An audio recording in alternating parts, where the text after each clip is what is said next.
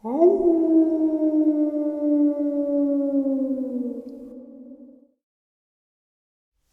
greetings and salutations, everyone. I hope everyone is doing well today. A couple days ago, I kind of made an announcement about Kurt Stokes being the person who made that video with the Dogman in the woods that you can visibly see it blink its eye. I also mentioned Tim Baker, or Coonbo, and I realize after reading comments that there was a lot of new people who may not be familiar with who Tim Coonbo Baker is. Briefly, Tim Baker is a man who worked for NASA, a man who was born in Booger Bottom, which, if you think of the name Booger, that's what the southern folks call Bigfoot. He had studied and researched these things for longer than I've been alive.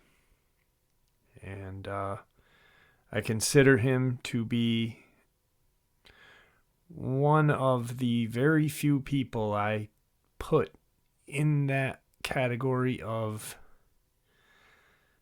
expert. And I don't like using that word when it comes to the paranormal or cryptids. But when it comes to Tim Baker, I have to. Before we get into today's upload, a couple links.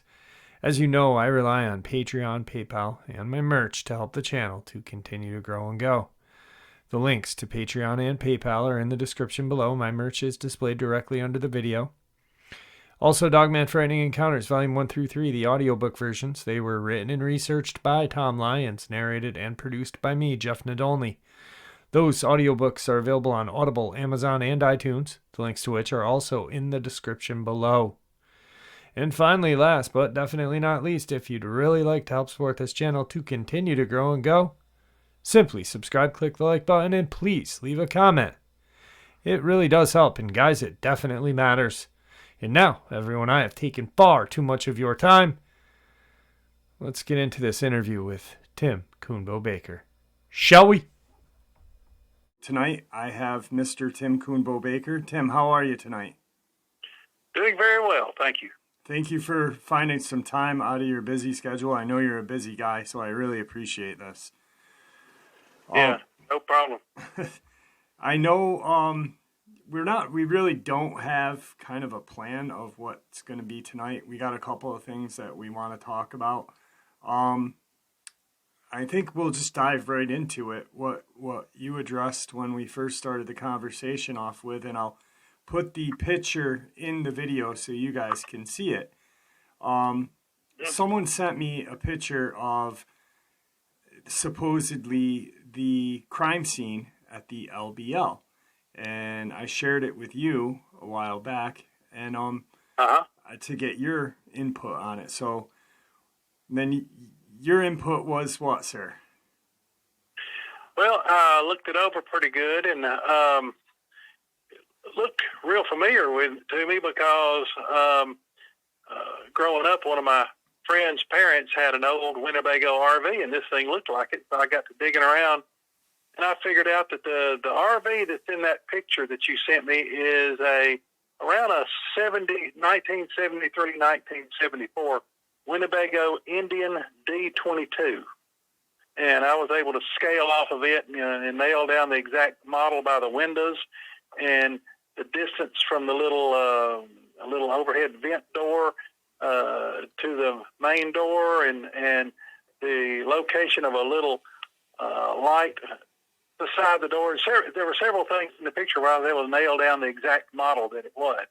Okay. And that tells me that this is not the RV that was involved in the LBL Dogman attack that happened around the mid 80s, around 83, 84, 85 time frame. Okay. I know that the people that were killed then, they were pretty well to do, and they had according to my friend who was a ranger there and in LBL back during the 90s and later until he retired, that he that the people were well to do, and they had a very new, very modern RV of the day, which would have been, like I said, it would have been at least a 10-year newer model. Right. And even supposing that it was a Winnebago, even still that brand, if you go and look at Winnebagos from that time period, from the early to mid 80s, they are way different looking than the one that's in the picture. Right. And another thing too, in the picture, the text that's on there where it says evidence photo across the bottom, mm-hmm. that has been photoshopped on there, or somebody's done that on a computer. That wasn't actually written on there. Okay. That was not written on the photo itself. Now that is an old. The photo is made to look like an old Polaroid, color right. picture. So and I don't know. There may be a dead body that laying there. I mean, that may not have been photoshopped in. That might be an authentic crime scene photo. Right. But it's not from the incident, the famous incident in the LBL. Yeah, I can tell you that. And that encounter is so famous, but there's so many mm-hmm. different stories and variations of the stories, and Lord, yeah. I mean, I could count on both hands and still, use a couple toes, mm-hmm. How many times I've heard different variations of that story. So, mm-hmm. Right. It just... And, as many times as I have been up there are still some things that I want to investigate and some places that I want to go. There, if I can, find some other, a couple other good researchers that got the guts to go in there with me. I mean, I know a few. We just hadn't gotten the chance to do it because every time we go in there, we learn something. Yep. And what is so funny is I got a phone call from someone here not long ago, and they were saying that that this person had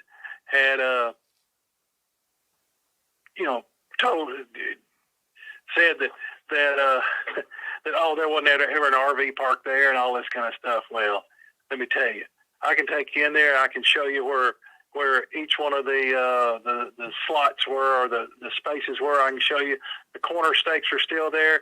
The plumbing is still there. The power cables are still there. I mean, it's extremely evident, right, if you know what to look for, where the park was.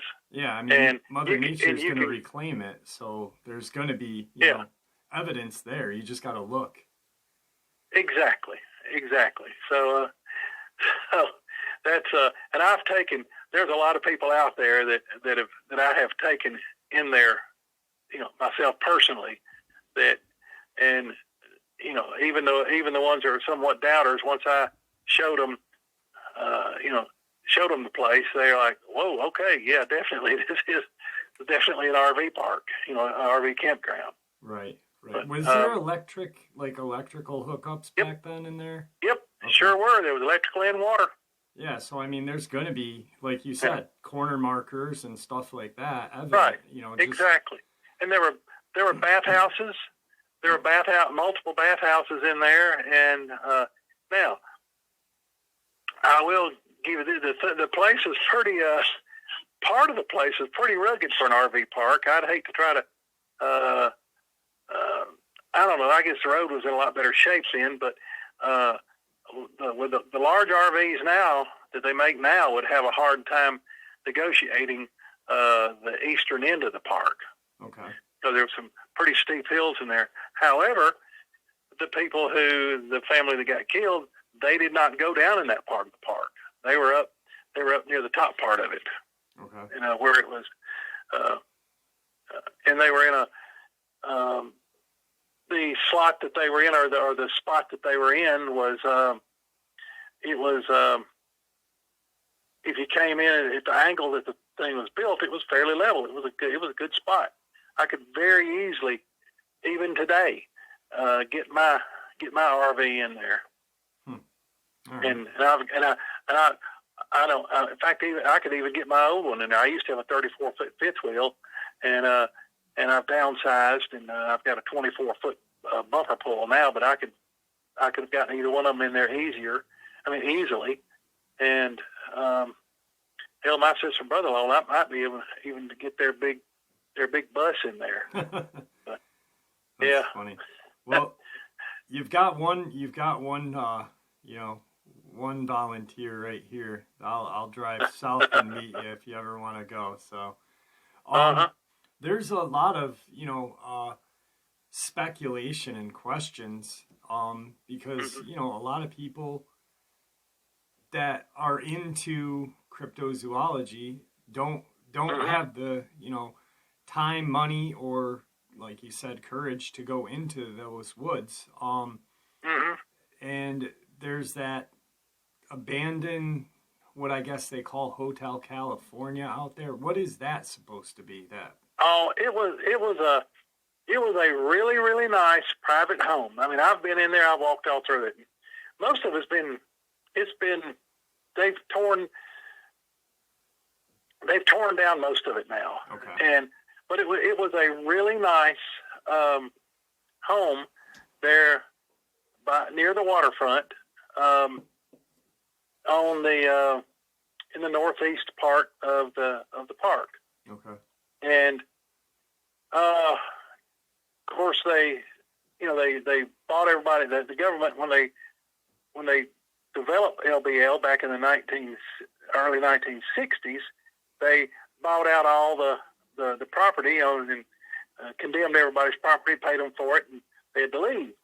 So there were lots of homes that were just walked away from. And this was a very, really fancy place, and it was big, and the people that owned it, they obviously liked to party and stuff, and there was a lot of room in it. That's how come I got the name Hotel California. Okay. And it looked out over Lake Barkley. Yeah. And it was big enough that when you pulled into the driveway of the place, there was people say it was, call it a bunker. No, it's not a bunker. There was a nice big concrete block or a brick well house there. Okay. And that's all it was a well house. And then you went past the well house and you drove down to the house. Of course, that's all that's blocked off now. But it's been so disfigured and torn up, and parts of it torn down and stuff over the years that it's changed a lot. And and of course kids get in there and they spray paint all kind of crazy stuff all over it, and they try to make it look like some kind of a horror place or a devil worshippers place. But there's really it does attract a lot of crazy people. So I personally wouldn't go down there by myself, right, unarmed. Yeah. I mean, I've been down there by myself before, but like I said, I was properly armed, and I'm not advocating going out on national recreation areas toting guns all over the place.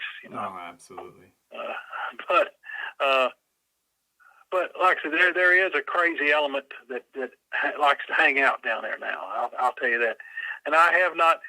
The last time I went there was a lot more of it left than what there is now. I've seen more recent pictures, and they've torn down most of the second story of the place is gone, and a lot of the and parts of the lower level of it are pretty much destroyed. Right. But there's enough of it left that that there was something there, something pretty impressive there at one time. Yeah. But it's just it was a hangout for years, just for people, the locals, kids and stuff like that. People go there and hang out or camp out there, spend the night there, sit around, drink beer, build a campfire, that kind of stuff. But then, they got a crazy element that started going there and trying to make something else out of it. But, right. But I can tell you this, I've never had any Bigfoot activity anywhere around it, anywhere near it. Right. And, but, now, that place is steeped with just urban legend, and I think a lot of it, like when you just stated that the military purchased it, and I think in like 63 or somewhere around there. What was the purpose of the purchase? Was it to turn it into a preserve, or? Well, they were going to turn it into a national recreation area. Okay. And I mean, I guess the purpose of it was to turn it into what it is today. Now, there was an area there in the north end where there was a National Guard training area. It's what I was told that it used to be, and I've been in it. And there are some bunkers there. There were some bunkers, but this is miles away from what they call the Hotel California or the Devil Inn or Devil's Inn or whatever I've heard other people call it. Right. But it's miles from that. But there was a bunker area that and the bunkers were arranged so that they had overlapping fields of fire, and they weren't built to kill that. Some people say, they built them when they were trying to hunt down all the dogmen and kill them so they get them in overlapping fields of fire. No, they were not. Those things were there since the 1950s. Okay. And or early 60s.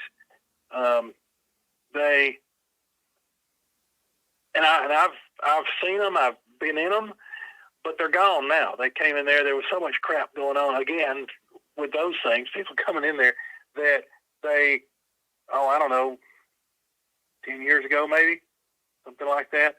They got in there and I guess they got in there with big dozers or huge big track hose or whatever. And the last time I went up in there, you had to park and then walk up an old road bed. Had a cable across the road, and I walked up in there, and they were just, you could see where the place had been torn up, and the remains of the thing, the big chunks of concrete, were just in 2 or 3, big old piles up there in the area. Right. And it was all grown up and everything. And the last time I was there at LBL, I went up in there, and unfortunately, it was on up in the late spring, and everything was greened up good, and the ticks and the bugs and the chiggers and stuff were out. And I went up to the old road that went up in that area, and it was grown up, knee deep in weeds and stuff, and I didn't have a 55-gallon drum of insect repellent to bathe in before I went up there, and so I didn't walk up to the old place to look at it again. All right. But me and chiggers don't get along too well. Yeah, chiggers and I don't get along too well. I don't think they get along too well with anybody. Yeah. But it's definitely an interesting place. It'll be that excuse me, that terrible event will always be remembered, and there'll always be speculation and stories, untrue or true, surrounding that area. Right. So, the other day,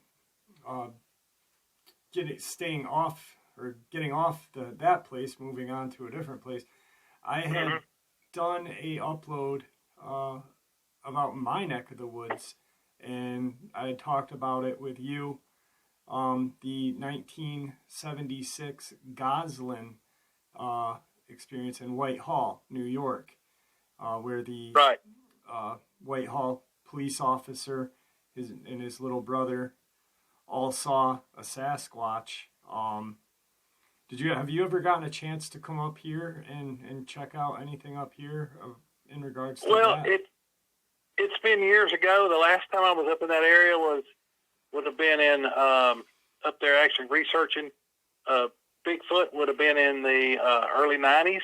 Okay.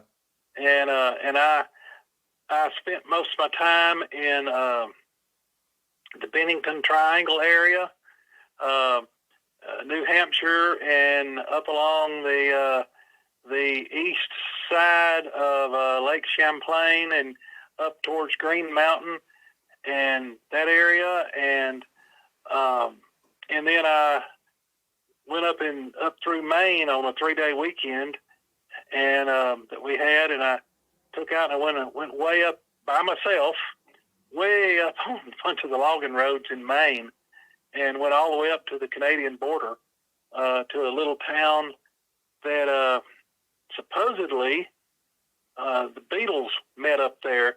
That there's a little tavern up there where the border between the USA and Canada goes right through it. Okay.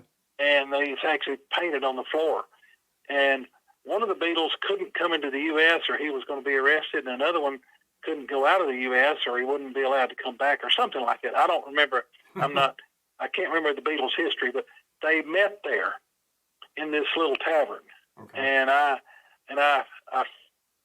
talked to some of the folks that I worked with up there in New Hampshire, and they told me how to, where the place was, and I figured out how to get there. And I took off on a 3-day weekend and drove all over the place up in there. Went up to, what is that big state park? Baxter Mountain. Went up through Baxter Mountain State Park up in Maine, and went through some really, really remote areas. And I came back to work Tuesday. I was doing a bunch of work on the reactor control system at Seabrook Nuclear Plant up there on the coast of New Hampshire at the time. That's why I was up there. And anyway, when I got back to work Tuesday morning and I was telling the guys where I went and what I did, they all looked at me like I was crazy. And one of the guys said, "You are an idiot. You went up there by yourself?" "Yeah." They said, "You were," and they got to telling me and all the people that disappeared up there, and that you break down and you starve to death before anybody find you, and all kind of crap. And well, I had taken plenty of food and some supplies and stuff with me, but they are correct. Yeah. One day I drove all day, and never saw another car, never saw another human being. That was weird. Yeah, it is weird. It's a very, I have family that live up there in northern Maine, not just like York, like when you enter Maine, like close to Acadia National Park.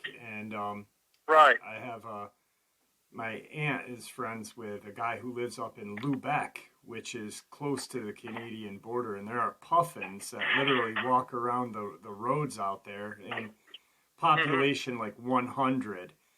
And it's a very beautiful but very secluded area, and prime location for Sasquatch, definitely. Yeah. Well, the only thing I saw, and I stopped several places and I called, and I actually spent one night there in Baxter Mountain State Park, and but I got out and I called and everything, and I never got even the slightest kind of an answer, and I never saw any evidence, never saw any sign,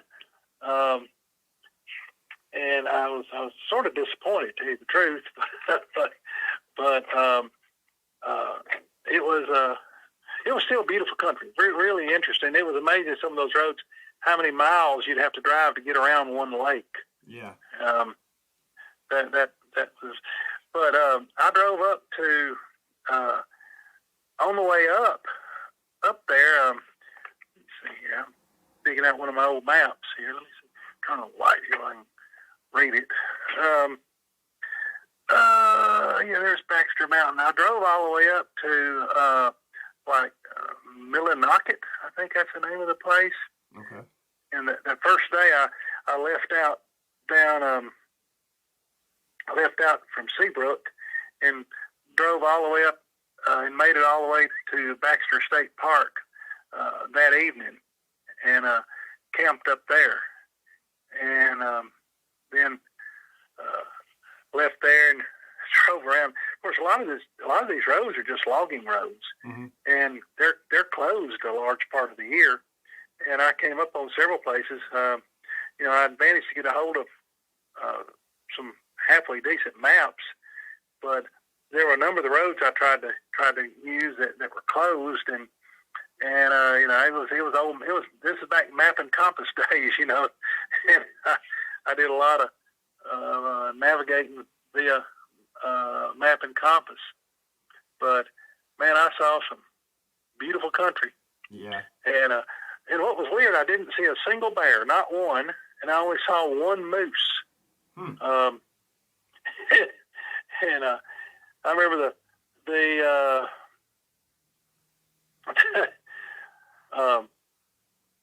I was in a rental car that had like Florida plates on it or some kind of bullshit like that. I'd rented the thing in Boston, but I think it had like Florida plates or Georgia plates or something on it.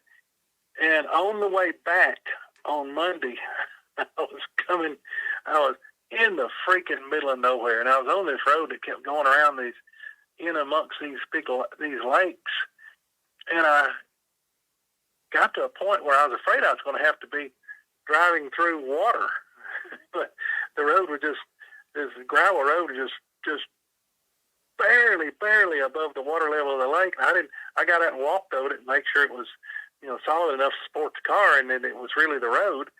So I drive, and it turned out it was, and I got across it, and I came around a little curve, and there was an old beat-up, like a Toyota Land Cruiser sitting there, and there was this old fella out there, and he was, like I said, I'm 65 now. At the time, I was thinking, an old fart, he was 65 or 70 years old. He was about the age I am now, and he was out there fishing. And I pulled over, and the guy looked around, and he saw those plates on my car, and he said, "Buddy, are you lost?" and man, I was wishing I had a rod and reel with me, because he was catching some nice trout. Yeah, on a spinning reel, rather than a fly rod. Beautiful sportsman. It's a perfect sportsman paradise up there. So, But talking about exploring, researching in that area, I had seen reports and stuff and heard about the stuff going on over there in New Hampshire and stuff around the Bennington area, and even back in the 90s, I was hearing about that from different people, and so I took off over in that area, and now I had never heard the term Bennington Triangle at that time. Okay. I just knew that Bennington was a weird place, and that there was a lot of stuff. There'd been a fair amount of sightings and stuff in the area, and that there were weird things, supposedly a lot of UFO sightings and things. And I drove over there, and I drove into the town, and we just went riding around, exploring around. I was trying to find a road that a fella had told me about, and he'd given me a pretty good description of it. And I was supposed to look for this one particular old abandoned building, and then turn just east of that building, sort of to the northeast, and follow a creek bed. Or follow the road went along the west side of a creek. I found it, and so I'm driving up through there, and he'd told me, he said the really weird thing about it was that that there were these really nice, beautiful homes along this road that it looked like the people had just picked up and walked out of, and that there were furniture still in them and all this. They were still furnished, but nobody had been in them for decades. And I found 2 or 3 of those old homes like that. And I drove up in the driveway of one of them, and got out and looked. And what was crazy, they hadn't been vandalized or anything, but you could, I was able to look through the windows, and a few of the windows in the place was completely furnished, beautiful furniture and everything. And I was just astounded that the place that they weren't vandalized. Yeah. And they were still locked up tight. Now this would have been in around 93, 94 time frame. And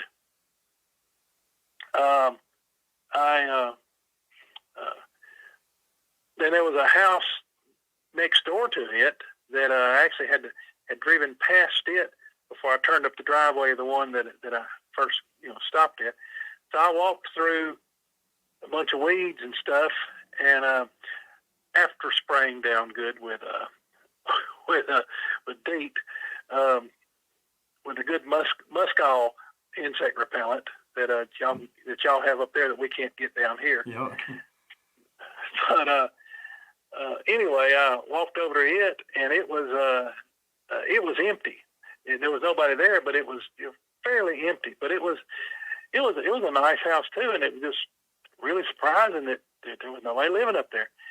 The road went on beyond that, and I started up through there, and there were some houses up in at least one that I saw that was back off the road a little ways, and it looked like something out of a horror movie. All these trees and brush growing up around it, and I stopped, and I was going to get out and go up there, and I'm thinking, well, I'm by myself. I'm not armed, and I just got a real creepy feeling, so I got back in the car, and I tried to go on up further, and the road just sort of petered out. It got pretty rough. It hadn't been maintained or anything, and looked like the only thing been up through there were maybe Jeeps and trucks and maybe dirt bikes or something, but it was not good to drive on. No, most definitely. Yeah, but I'll say this. I'm trying to find on the map what the name of the place was. Dadgummit.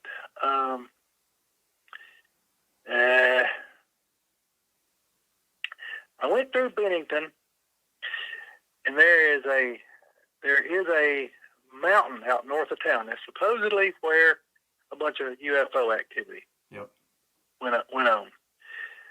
I stayed in a little town past Bennington, out to the west, and I don't remember the name of it. Let's see. I think it's Arlington. West. And this is such a bad map that I have here that I can't even find Bennington on it.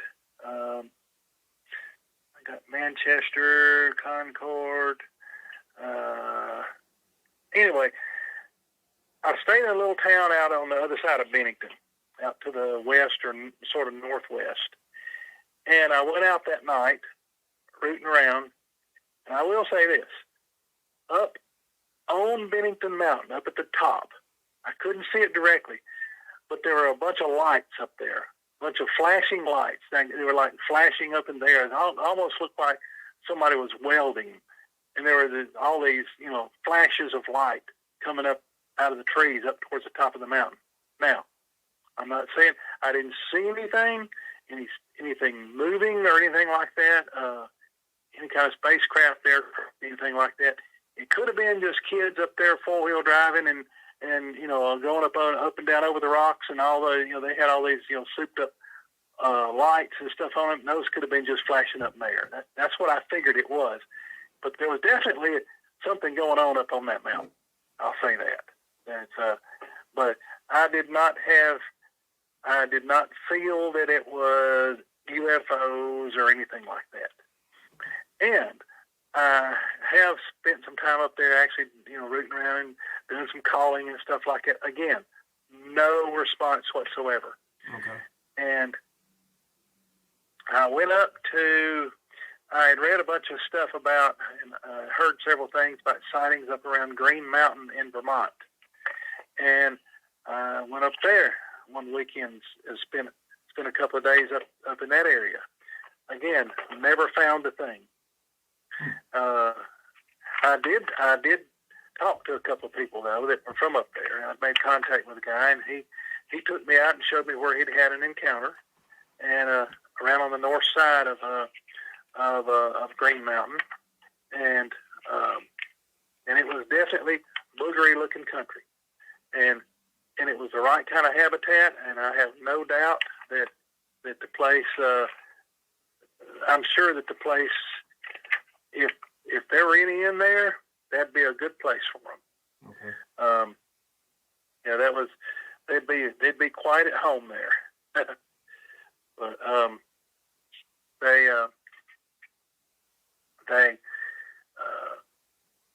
but I just didn't, I didn't find any evidence, no tracks or anything like that. Didn't hear anything.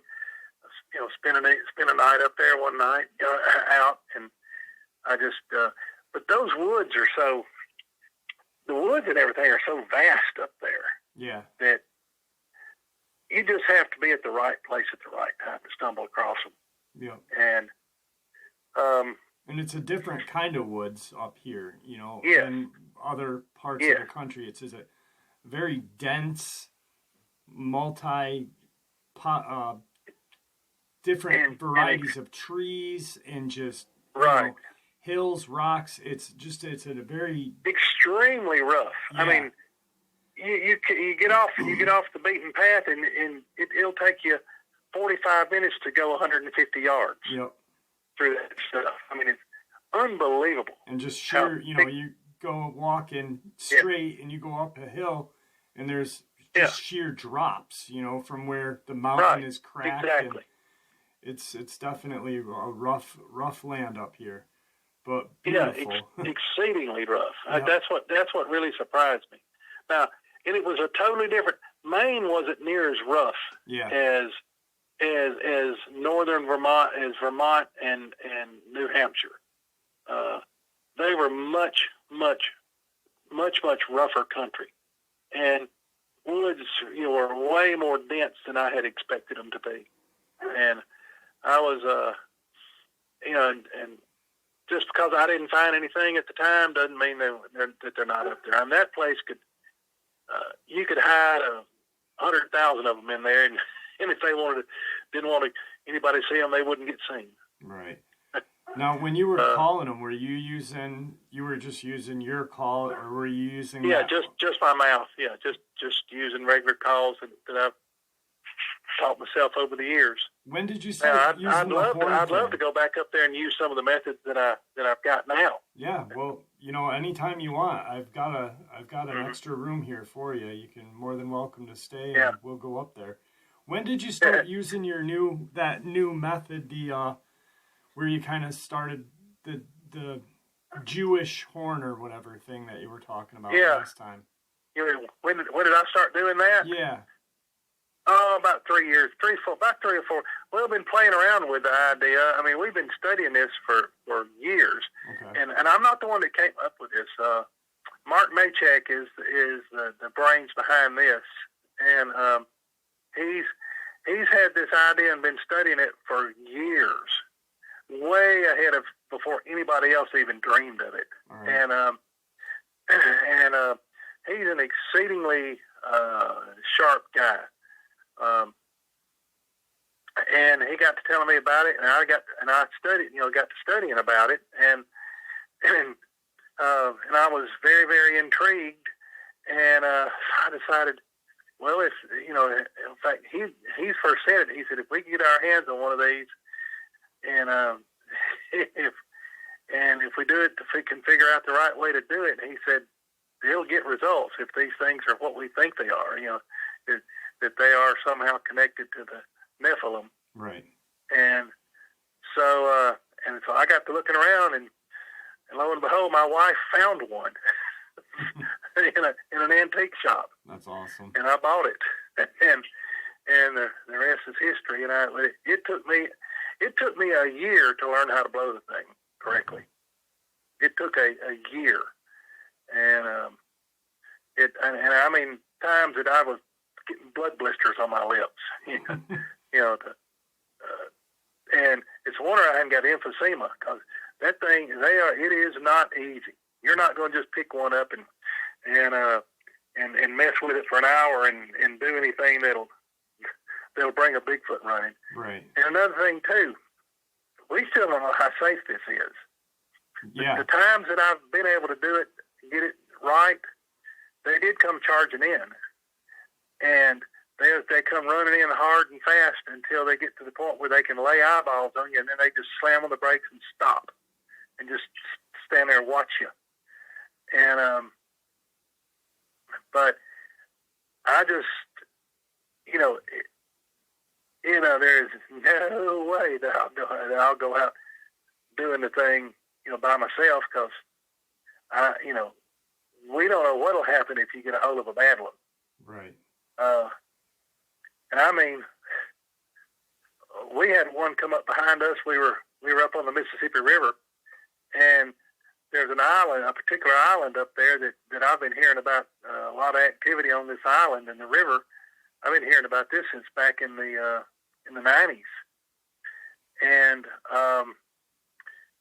so we got up there, and we managed to get around and find a road that went down, got us to the waterfront, and we were underneath a big high bank, a bank about 12 feet tall.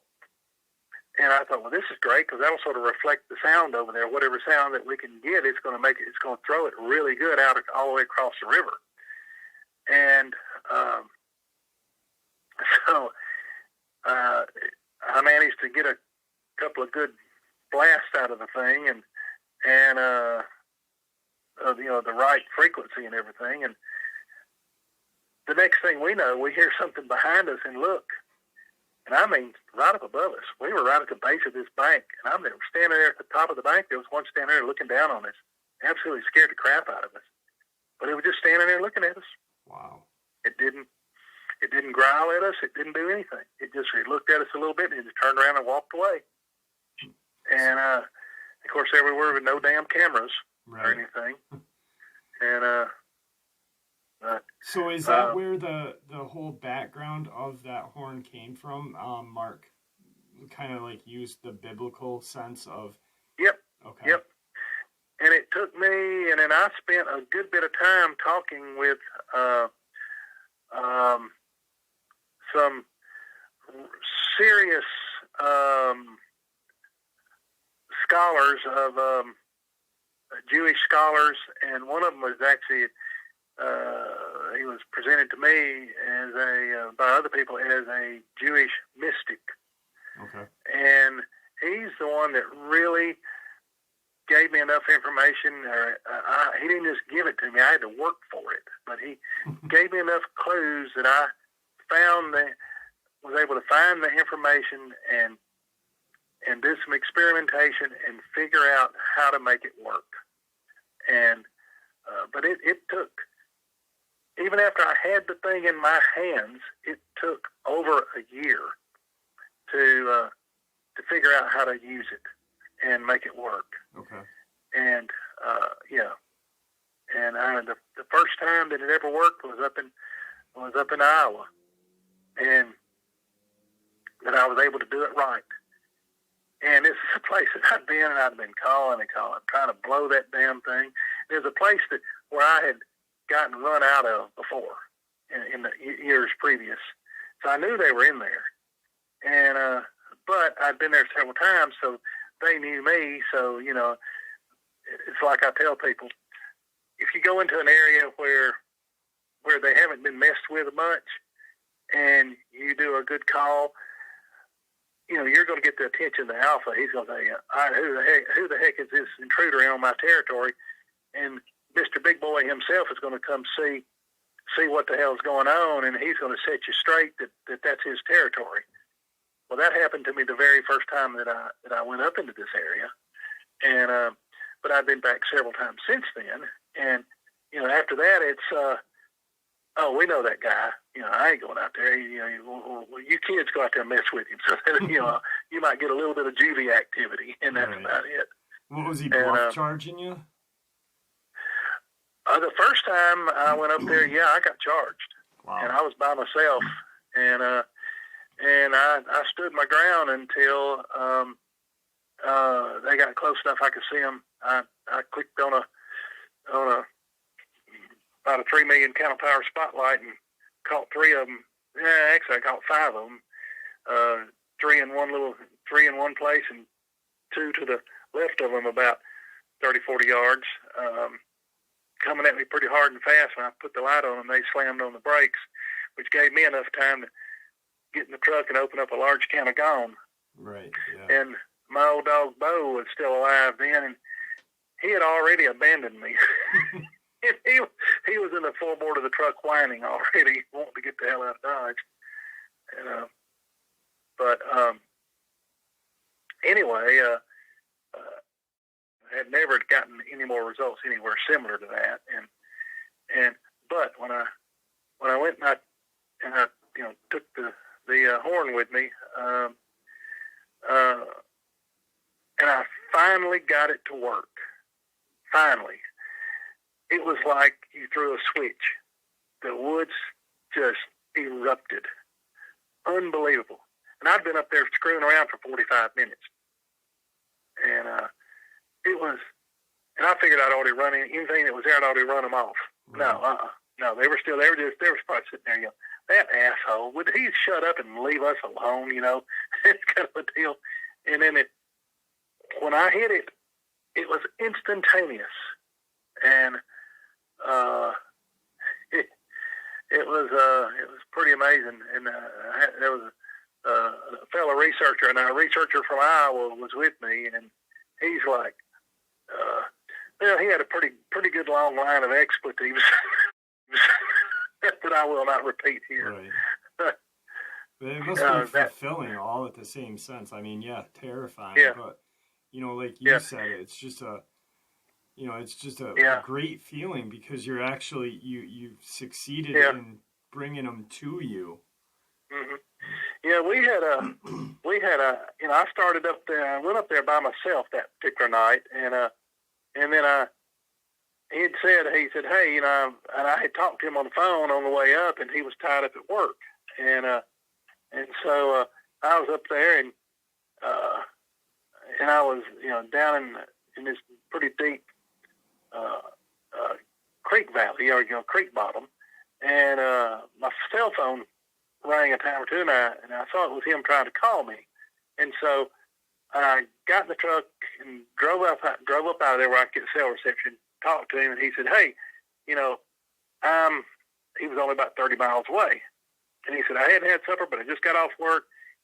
He said, where are you? And I told him, and he said, all right, meet me such and such a place. So I went and I met him, and we grabbed some supper, and then we jumped in my truck, and off back down we went where I'd already been. And we, like I said, I wrestled with that thing for quite a while. Still couldn't do anything. And I don't know what happened, but I'd been putting chapstick on my lips, and my lips were getting really parched and dry, and I said, I ain't putting any more chapstick on, and so I just I cut loose on it again, and man, I just hit the right note for about 3 or 4 seconds, and like I said, just like you flipped the switch, and the unbelievable responses from 2 or 3 different directions. That's amazing. And we started hearing stuff coming towards us. I mean, fast coming towards us. And he was, over there and yanked the truck door open and had one foot up in the floorboard of the truck, ready to get the hell out of Dodge. And he said, "Come on, man, we got to go." And I said, "Hang on." And another thing too, it doesn't just turn on the boogers when you do it right. There was a pack of coyotes went bonzo right up the road. In fact, when we cranked the truck up to get out of there finally, and this was, we didn't run off. They didn't scare us off or anything like that. They just came up and just stopped and got quiet, and we couldn't get them to come any closer. But we shined around. We were getting little glimpses of eye shine and stuff like that. So we were able to figure out that what was going on, and we were catching them in our thermal and just glimpses of them and stuff, and we realized that they had come to a point and they weren't going to come any closer. Sort of like when you're turkey hunting, and you're calling a big gobbler in, and he gets to a point and then he hangs up, and no matter what you do, he's not going to come any further. So we had this went on for 30 minutes or more, and we got ready to leave, and we'd heard all these coyotes up the road west of us that just went ape when I finally was able to blow it right. When we started to leave, the truck was pointed west, and so I cranked up and I went up the road, came around a curve, and there was a whole pack of coyotes in the road milling around. Wow. And yeah, that was sort of weird. Yeah, definitely. And we sort of wondered if maybe the boogers had been after the coyotes and they were sort of out in the road, so they'd get a little. This place is really thick also. We were sort of wondering if they were maybe out in the road, so they get a little bit of a buffer zone, visibility buffer zone between them and the boogers. Right. The boogers at certain times of the year really love to kill the coyotes. Okay. But, kind of give the coyotes an advantage to see them coming at least and get them. Exactly. Well, it's the same thing as what we do. I do not like to call from a place where the woods and everything and all the high vegetation is right up there close to us. I like to have a little buffer zone of open ground. Even if it's only 30, 40 feet. Right. Where I can see them. Have a little split second chance of seeing them, because hell, we've had them bust out right on top of us before, and that's not. That must be absolutely terrifying. The story sounds good telling it later on, but when it's happening, it's not very fun. Yeah. Because you don't know what they're going to do. That must be terrifying, because you don't have any time. Like you said, you need that buffer zone to see kind of. And even if it's only a split second, at least your mind kind of puts a plan together, Mm-hmm. And wow, that must have been a terrifying. Yeah. What state did that happen in? This was in Iowa, southeastern Iowa, where this not south. This was in eastern Iowa, where we finally got it to work the first time. Okay. And then I started trying to practice with it, and problem I found was trying to find a place that I could practice that I wasn't stirring them up. And while I was playing around with the thing, just trying to do different things with it. You can blow one of the damn things and make it sound like just like an old bullhorn, like we used to use for calling the dogs when we were coon hunting. Okay. And I was playing around. I actually used it rather than I've got a bullhorn, but I actually used it rather than my bullhorn to call the dogs a few times. And then they came into it, but then I ended up with a booger in the backyard a couple of nights later.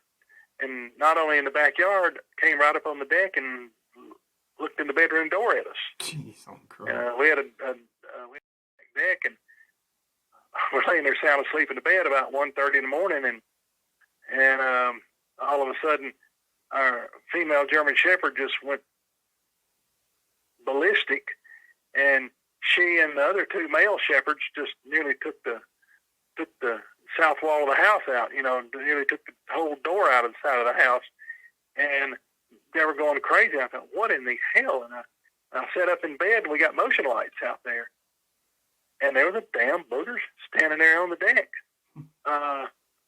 looking in the door. And when I raised up in the bed, did it, but because we didn't have any lights on in the bedroom, somehow it saw me. I don't know if it just saw the extra motion or whatever, but it saw me, and it whirled and went running down the deck. And I mean, that thing, I don't know what the thing weighed, but I figured it weighed over 500 pounds anyway, because it shook the house when it went running. And the deck is from the point that it took off to the far end of the deck, where the stairs are that go out into the yard, is 60-something feet, about 63 feet, roughly 62 to 65 feet. Wow. And it shook the house every time its foot hit the deck. And later on, and I mean, my wife heard all this stuff too. And so the next morning, we're talking about it and everything. And she's mad at me for calling the thing up there, to the house accidentally and scaring her half to death and scaring the dogs and everything. And the dogs really weren't scared. They wanted a piece of it because it was trespassing in their territory. And but I got out there and jumped up and down on the deck as hard as I could, and she said I wasn't even close to jarring the place like that booger did. And I went running down the deck in big high jumps and hitting as hard as I could. And she said that was nothing. She said it was not even remotely similar to when the booger ran off.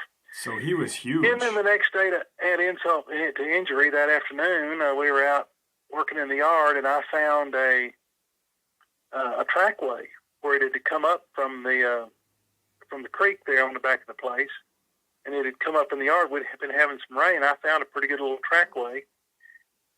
And one of the tracks, it was a 17-inch track, or 17 and a half inch track, right in the middle of my wife's little miniature hosta bed. She collects miniature hosta plants, okay. And she had I built her this nice 3-level bed out there in the backyard, and it stepped right in the middle of one of those hosta beds and mashed some of her little, pretty rare miniature hostas. And I caught the dickens for that too. And before she got mad enough before I could I was going to try to cast the tracks, and she tore the track up. She pissed off at me. Yeah. And, but, so the agreement was made then that there would be no more blowing the thing around, no more, doing that to call the dogs, and no more practicing around the house, no more any of that anywhere on our property. That's funny. Yeah. I noticed in the comment section, because like I said, I had said I was talking to you, and a person actually said the same thing I was thinking, and something that made complete sense to me when you shared it with me was the fact that there's 4 varieties of Bigfoot, Dogman being the 4th. And, since that day, that's my go-to now, and a lot of people, like you just said, think these things are Nephilim related. And I've heard, I've had a couple people talking and that think like, okay, well, if the Sasquatch is the Nephilim or related to, I'll not say but related to, then possibly the Dogman and the 3rd variant of this would almost be like a chimera. Where did you come up with the idea of the 4 being, related? Where did that come from? Well, like I said, I've been studying these things, and I mean, I saw my first one when I was 4 years old, and right outside my bedroom window. Wow. And I've heard about them from my grandparents. My dad told me a little bit about them.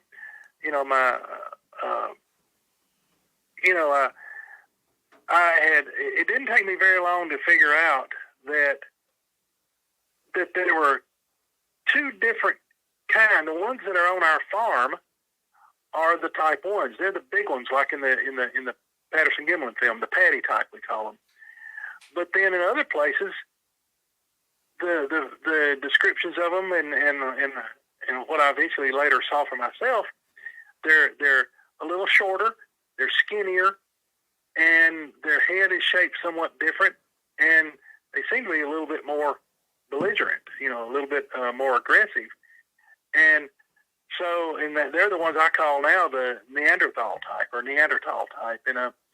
type 2. Right. So I knew that, and now, I also knew in areas where I had, spent years of my life and been studying these things and watching them and calling them and, tried to have, and they knew me, and that I noticed that they didn't really mix, that they remained distinctly different over decades of time. Okay. And even though they lived in amongst each other. Now, down here in the South, the type 1s are by far the least common of the two major types, the type 1, type 2. The swamp ape type, Neanderthal type, they are much more prevalent. And now, how we ended up with the type 1s on our farm, I don't know. But it's just the way it is. And but I learned about the two different kinds.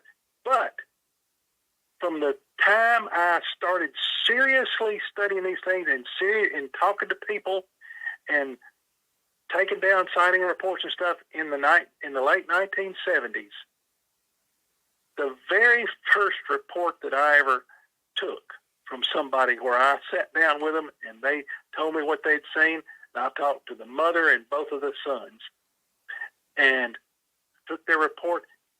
It didn't jive with anything I'd seen or heard of. Well, excuse me, I had heard some stuff. It didn't jive with anything that I had seen before. And but I didn't know what else could it be. And this was in about 1978 that I took this report. And then fast forward to 1984. And I've heard more about these things, and I've heard people talk about this thing that the local, someone would call him the goat man. Okay. Others would call him, what was our next one? He called him a haint dog. I had Mr. Morrison on the farm next door to us. He was talking about seeing this big, huge, dog-like creature, dog-headed creature, and he called it a haint dog. And a haint's a country word for ghost or demon or something like that. Right. And I would hear that stuff, and then I heard I had one guy give me a really good description of this thing he called a goat man, and how the back legs were made, how it looked like that they bent backwards, and a bunch of stuff like that, and how the fur laid on the legs, and he'd seen it run off down the road, and then I talked to a guy that was a cook at a sportsman's club, at a hunting club, and that this thing would come up and raid they didn't have dumpsters in, they had big 55-gallon drums and throw all their garbage in. And how this thing would come up and raid the garbage cans and stuff. And I was hearing these descriptions, and I'm thinking, what the heck is that? And then in 1984, and by this time I was working for NASA, and we had a big project going, and we were getting ready for the very first Department of Defense, classified mission that the shuttle was going to fly. And they were building a huge ground station and a bunch of communication and data storage, recording and storage facility there at Redstone Arsenal or Marshall Space Flight Center. Okay. And I was one of the lead engineers on the thing. And we had a contractor down in South Alabama and was building a lot of that equipment for us. And we were staying in Troy, Alabama, and working up to the northeast near a little place called Union Springs. And I started hearing a lot of reports of things going on, Bigfoot activity around Troy, Alabama. That's where I first heard about what now people call urban Bigfoot. Bigfoot regularly coming into urban areas after hours to raid dumpsters and stuff like that. And I started hearing a lot of reports of that. Well, then I think I may have related the story to you before. I know that anybody that's listened to me very much has heard me tell the story. Had a couple of ladies that worked for me that came to work, and these were very, very highly educated electronic technicians. They were building a lot of this equipment for us and putting it together and testing it and such, and helping us test it. And very, very intelligent, well-educated, highly skilled ladies. They came to work one morning, and as we were having our kickoff meeting, which we'd have every morning at 7, we'd talk with the night shift folks and update us on what they got done and problems they found, and then I'd lay out the work and what we were going to get done for that day, and who was going to do what, and all. And these two ladies were really upset. I mean, really upset. They were totally distracted. They weren't listening to anything that I was saying. And so after we got a kickoff meeting, I asked them to, hang back. So I said, what's the matter, ladies? Well, one of them was in tears. I said, if you had a death in the family, do you need to take off? What's going on? And they didn't want to talk. And I'm thinking, I said, were you robbed? Did something happen? And they drove every day. In fact, I was staying in a motel in Troy, and they lived in Troy. And we were driving every day up to a place out in the country outside of Union Springs. And it's pretty long drive on U.S. Highway 29, which winds and twists around through the countryside there. And shut the door and sit down. I said, ladies, y'all can't go out there and work on this in this kind of shape. Do you need to have the day off? Do you need to just go home, take a day off? No. I said, well, tell me what's the matter. Well, you won't believe this. And I said, you'd be surprised what I'll believe. And, because I didn't let nobody knew about my interest in Bigfoot at that time, and with the government, where I worked. And so I said, well, what happened? And, well, we had something bad happen on the way to work. And so I thought maybe they'd been robbed or somebody ran them off the road. I didn't know what. So I got the question, well, that wasn't it. And one of the ladies, she was crying. She kept getting more and more upset. I said, look, just tell me. I said, I'll keep it secret. Just tell me what you saw. And just tell me what happened. And said, well, we saw a monster on the road, or no. She said, we saw a werewolf on the road. I said, really? And she said, yes. And I don't remember the exact words of the conversation, but they still were reluctant to open up. So I went out to my car, and opened the trunk of my car, got out one of my journals, one of my logbooks, brought it in, and let them just open up and look at some of that stuff. I let them read a couple of my Bigfoot reports that I had taken. And some of them, the straw that broke the camel's back for them, or that led them where they recognized the name of one of the people that I had interviewed there that had an encounter in there outside of Troy. They recognized the name. And when they saw that gave them the impetus to open up to me. And they were coming to work, and they described it perfectly. They came around a curve, and they saw it coming up out of a creek bed on the right-hand side of the road, and it walked up onto the shoulder of the road right and stopped right on the shoulder beside a curve sign, and it stopped and was staring at them. And the lady that was the passenger, that was on the passenger side of the front seat, she was the one that was by far the most upset. And she said that they both said the thing was just unbelievably evil, and that it had just an evil aura about it or persona about it that was just absolutely palpable, and the lady that was in the passenger seat that was crying so badly, she said the thing looked her right in the eyes and was trying to suck her soul out of her body, is what she said. And the lady that was driving, it scared her, and she slammed on the brakes and came almost to a complete stop. And the thing, she said it sort of leaned forward a little bit and was looking down, looking right in the car at them through the windshield. And the lady in the passenger seat started screaming at her to go, go, go, go, don't stop. And so she floorboarded it.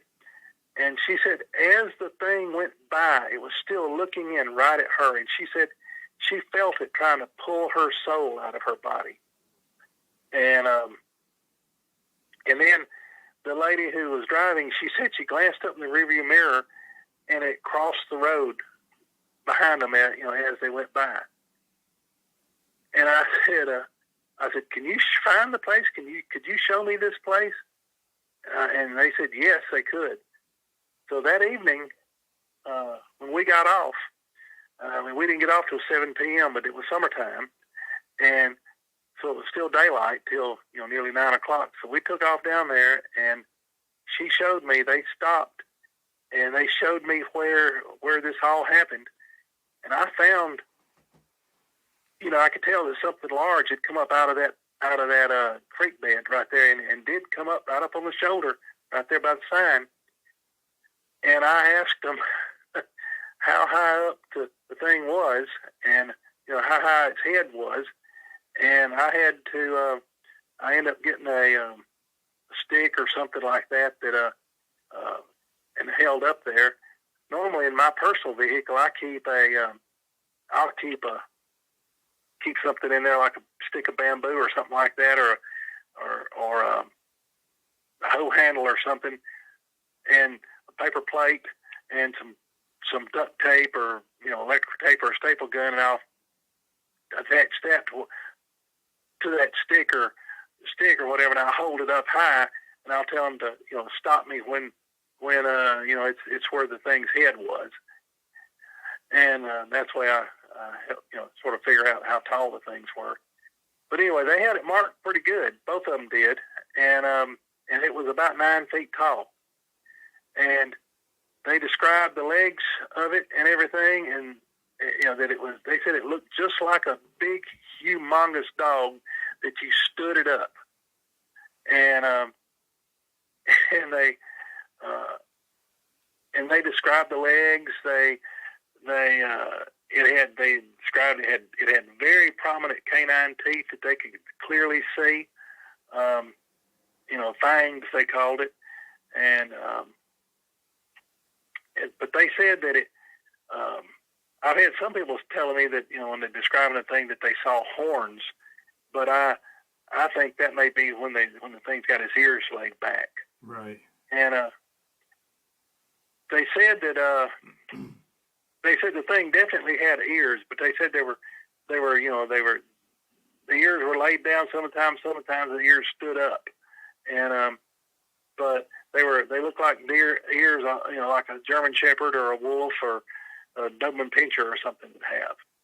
And but once they gave me such an excellent description, firsthand, very recent description. Oh, they wouldn't hang around there with me for very long, and they left. Yep. So I went across the road, and I found the thing's tracks going up the side of the pretty high bank. There was a bank about 13, 14 feet tall. On the other side of the road, I found one track from, if I remember correctly, its left foot, and another track about 6 feet, a little bit over my head, about halfway up the bank, and then another track about a foot short of the top of the bank. That thing scaled that bank in one complete stride. When I say a stride, I mean this is when you take off with your right foot, and say a stride is when you take off with your right foot and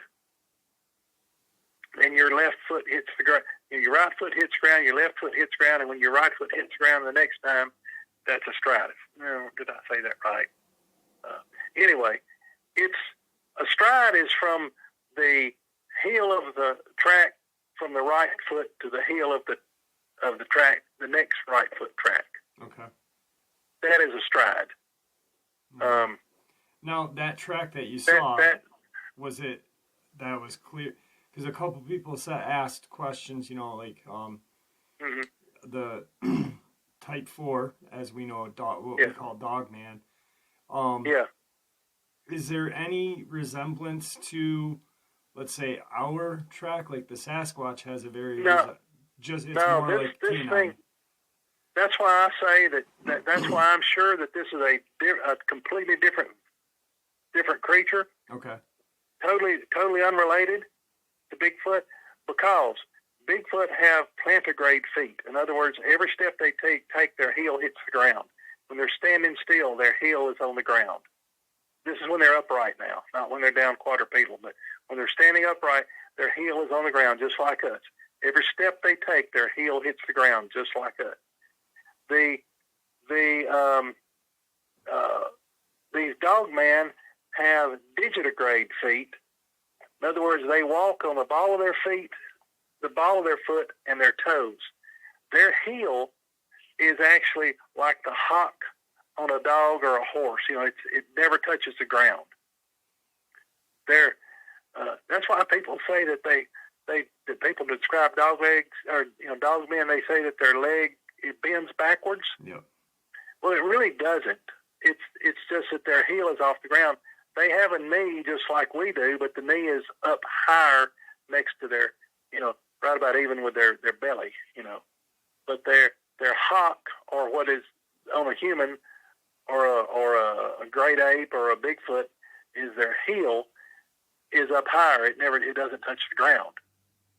Unless, like, some dogs, when they bow up to take a poop, they'll rock back on their heel or their hock, when they're pooping. But I have one of my German Shepherds does that. The other two don't. But when they're walking, their heels don't touch the ground. Like I said, they have digitigrade feet. In their tracks, you see just the ball of the foot and the toes. Now, these toes did have claws. I mean, the tracks did show claw marks on them. So they do have canine type claws. Sometimes you'll see a toenail drag on a Bigfoot track if the ground is soft enough, but Bigfoot don't have claws like a dog. Don't have claws. Right. Okay. So what about the third variety that you? The third variety is something that I don't know. The jury's still out on what that is. Okay. But it is related to a Bigfoot. It is a primate. Okay. Because it has plantigrade feet. I think there is a chance that it could be some kind of genetic defect or genetic throwback. Because a fair amount of the what I call type 3 tracks, which they have where they have, you can see the heel mark. They have plantigrade feet, but a fair amount of the tracks only show 3 toes. And so even humans at times, there are humans that are born with some of their toes webbed together and even some of their fingers webbed together. Right. So if they walked like that, they would show a 3-toed track. Yeah. Or or only 4 toes. However they happen to be webbed together. But also I have seen their tracks that have claws, where there are definite claw marks at the end of the toes. And that's another one I can't figure. But I also do know this, that when those type 3s, but the type 3s also have some people call them baboon-looking heads. Some people call them, dog-looking heads. Right. But the heads are different than the type 4s, the canid types. I call the type 4 is what I call the canid type. But and it may be the source of the old Egyptian god Anubis and some of these other things, or maybe the loup-garous or the werewolves and stuff like that of infamy. But the type 3 is something different. It's not. I think it's probably close enough to a type 1 or type 2 that they could interbreed. And like I said, it may be some kind of physical defect. But again, I know this: they keep to themselves. They don't get along with the others, with the type 1s or type 2s.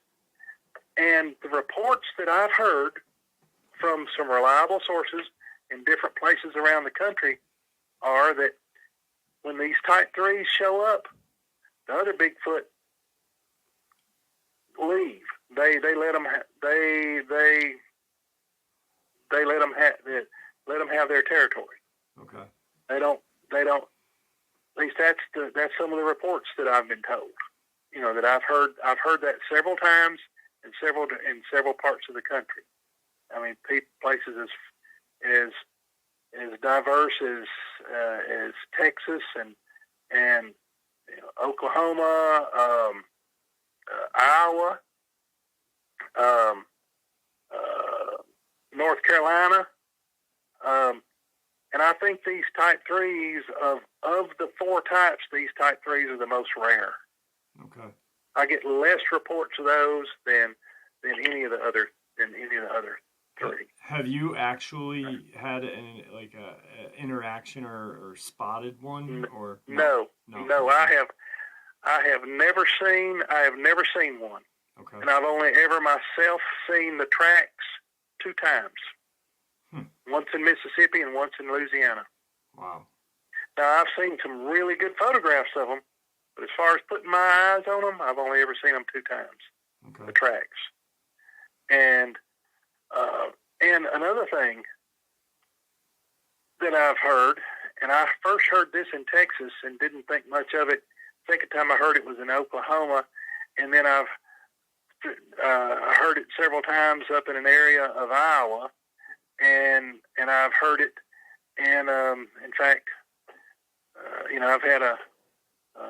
I've heard it in North Carolina, and my great grandmother had talked about sort of in a cryptic way, but that these things, these type 3s, that they really stick close together, and that if you find one, there's absolutely going to be more of them there. And there's an area there's a couple of different places I know where those are about all you're going to find in certain areas. But they don't live in amongst the other ones. When these guys show up, the rest of them get out of there. Okay. And then they can be in fairly large groups. Like up in the 20 to 30 of them. Wow. But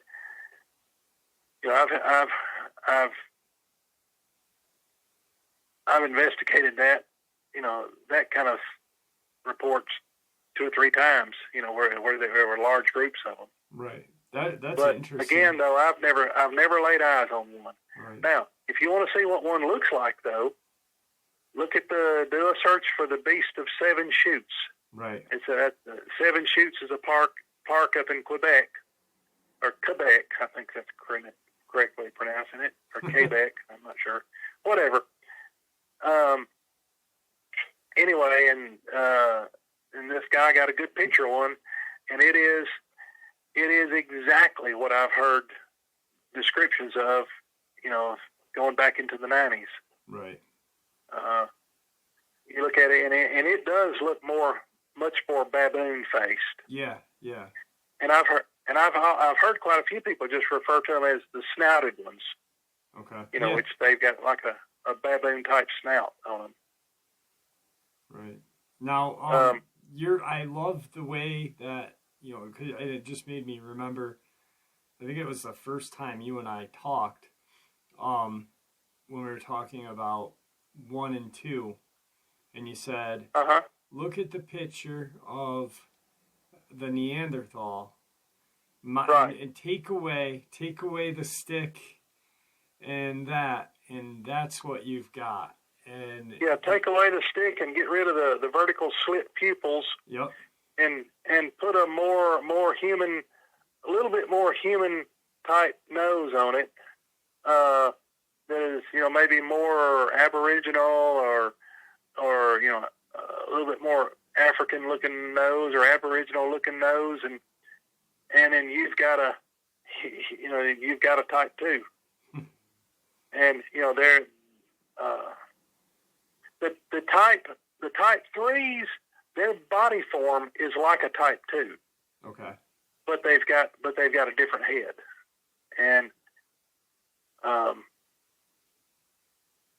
like I said, it's pretty common when when I've heard type 3 reports that I classified as a type 3 that they would have three-toed tracks. Okay. Now,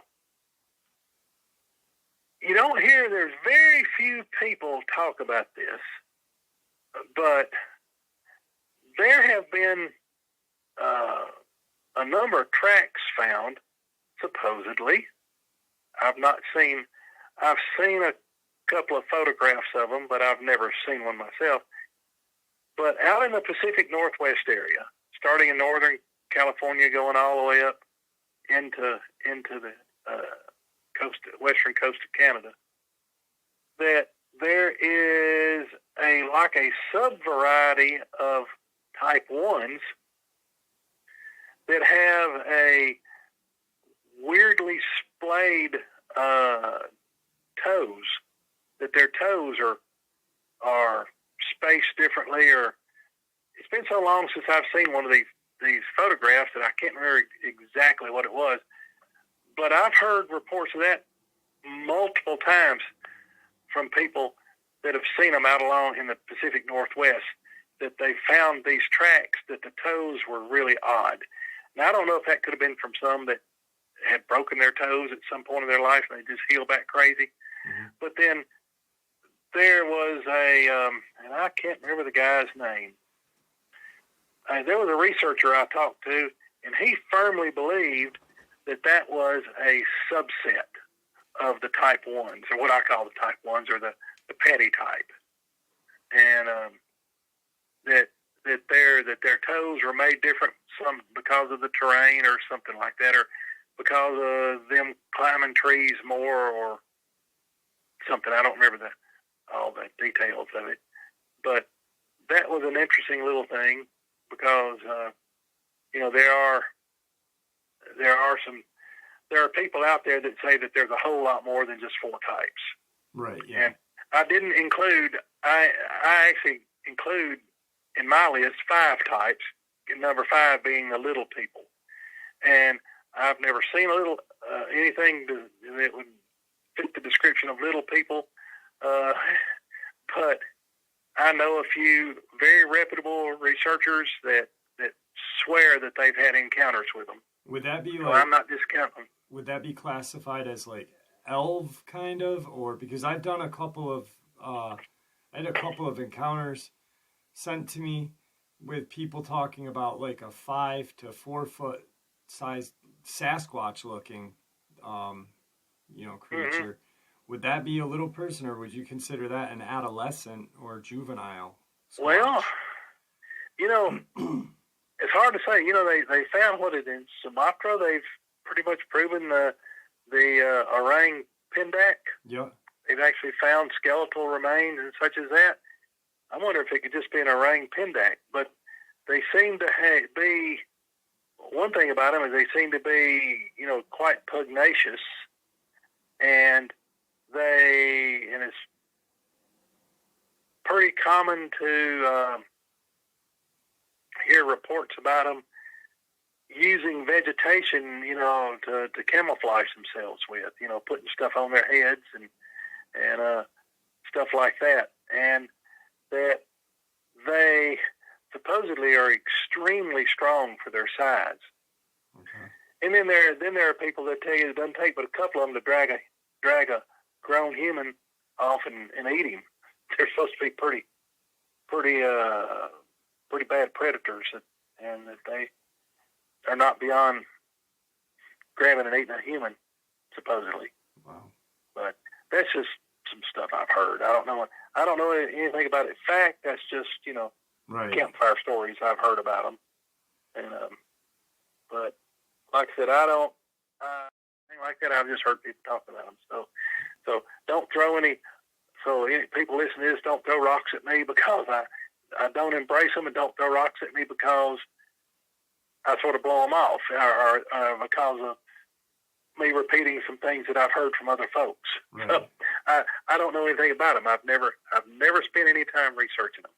I just know a few reputable researchers that are pretty well known that strongly believe in them and that have actually had encounters with them. Yeah.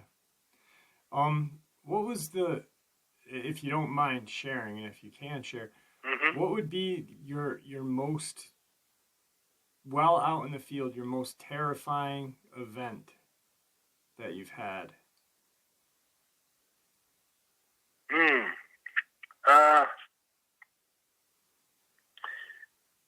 One of the scariest things that ever happened to me was when I was a kid.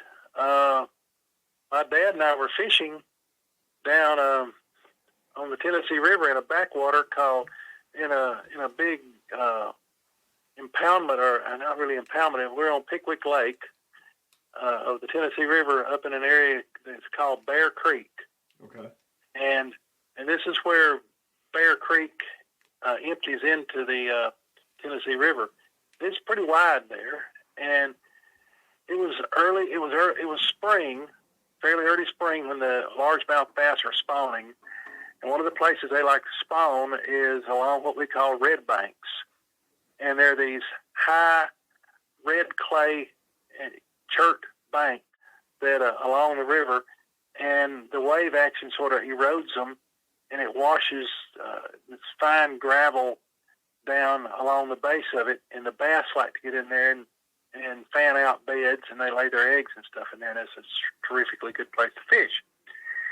And one of the best methods for that is you use a jig, a rig called a jig and pig, and you pick a color and everything to make it look like a crawdad or crawfish. And you cast in towards the shore, and you have to start cranking pretty quickly and working it, or it'll sink down and get hung up in the rocks, because those rocks are really irregular shaped and a lot of holes in them and stuff. So we were fishing along this red bank, and it was sort of windy that morning, and so I was using I think I was using a 3/8 ounce jig with a pork rind, deal on the back of it, and I cast in. I didn't reel fast enough, and it got hung up. And so my dad starts. He turns the boat around. And he starts backing with the trolling motor. Starts backing the boat in towards the bank so I can get my lure unhung. So I'm up on the back of the boat, and I'm jiggling my line and everything, and trying to get the lure loose. And we're right up under this bank that's about 20 feet tall, and 15 to 20 feet tall. And I'm straight down underneath it, and I'm sitting there jerking my lure up. And about the time I get my lure loose, from right up straight above me, this damn booger lets out an ungodly scream. Screamed right down on us. And I mean, it's so loud. It literally would have almost blown your head off, your head. I mean, it actually shook both my dad and I to the core. I mean, it shakes your whole body. I mean, it's unbelievably loud. I mean, ear-splitting loud. The most ungodly loud scream. And as the first time I was ever screamed at that close range. And I literally lost everything. And I came flying. I was up on the rear casting deck. I came flying off the casting deck, running up towards the front of the boat. And my dad stomps on the, spins the trolling motor around and stomps down on the button, and turns it wide open. And trying to get us out of there. We're too close in to crank up the big motor. And we're trying to pull out, and the thing screams at us like one or two more times. I mean, unbelievably loud. And that absolutely terrified me. I mean, shook me to my core. Yeah, I can imagine. And it scared us so bad that when we came home, I mean, we fished for another hour probably after that. When we came home, my mom knew something had happened. She said we were both wild-eyed, It scared both of us so bad. But as far as being out on a research trip, I guess one of the scariest things that ever happened to us is we were down in East Texas in the Big Thicket area, and this area is totally ruined now for researching, and they've come in and clear cut it all and pretty much ruined it as a research area because we ran our mouths about it too much, and too many people got to going down there, and there was too much very easily visible sign, and it became just about a circus back in the early 2000s. But anyway, we were down in this area of East Texas in the Big Thicket, and we'd heard a lot of sighting reports from this area. And so there was a group of and we'd taken a fairly large group in there. We were camping down there. I think there were 19 of us. And we had gone back into an area where there was lots and lots of sign. We'd scoped it out that day. I mean, the day before, or that day, and we went back into this area that night. And on the way in, we passed this is in a Texas state park, and or a recreation area. We passed a horse camp where, and around these horse camps seems to be a pretty good place often, and I don't know what the attraction is, but the boogers seem to hang around them. I don't know if there's extra good stuff for them to steal, or they got better dumpsters there or what, I don't know. But we just passed this horse camp, and we topped the hill, and as I came over the hill, right in my high beams, there was an absolutely enormous light, very, very light beige-colored Bigfoot crossing the road, and this dude was like 11 and a half, 12 feet tall. It was freaking enormous. I've never seen another one that size before. Now, since then, and I have found several people down there that live in that area that they've known about this particular one for ages and knew how big it was. And so this has been corroborated by quite a few different people. And the size of this thing. But with it was another one that was normal sized. And these were the type 1 type. This was a type 1. And anyway, so we catch the thing in our spotlight, in my high beams. Instantly, the guy that was in the front seat, passenger side, and the guy was on the passenger side in the right hand side of the back seat of my truck, where I was in a Ford F-250 crew cab. I was driving. They each had spotlights, and they went out the windows with the spotlights and started trying to light them up with spotlights. Well, the big one got across the road. He disappeared in the woods across the road. Well, I had a hand, just like a 6D cell mag light with a xenon bulb in it, I went out the window on the driver's side and was shining the woods trying to see where that big one went. And in the meantime, the other two guys are hollering at me to the one that was side of the road, and they had him sort of pinned down with the spotlights, and he was behind a big bush. Well, I looked around, and about that time, it came running out from behind the bush, and it was going to try to run ahead of us and cross the road. Well, I floorboarded the truck and cut him off, and the guys were just about sunburning him with those spotlights, and